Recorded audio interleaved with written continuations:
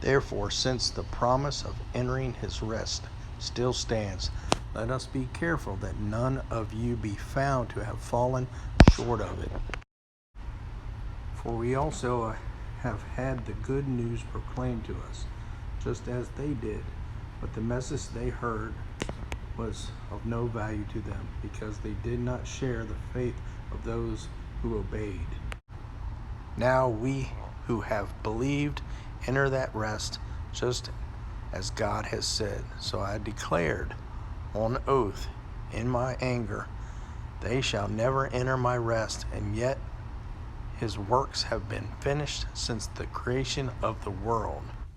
For somewhere he has spoken about the seventh day in these words, on the seventh day God rested from all his works.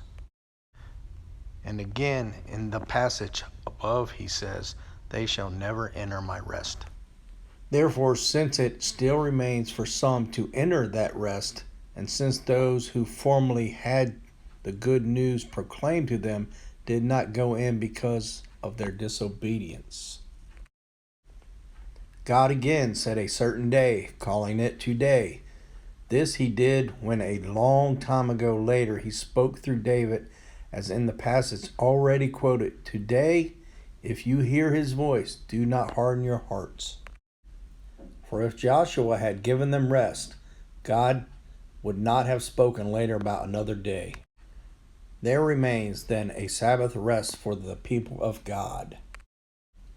For anyone who enters God's rest also rests from their works, just as God did from his.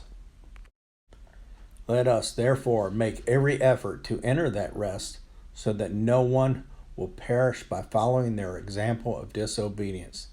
Have you entered this rest yet? Trust in Jesus and what he did. Amen.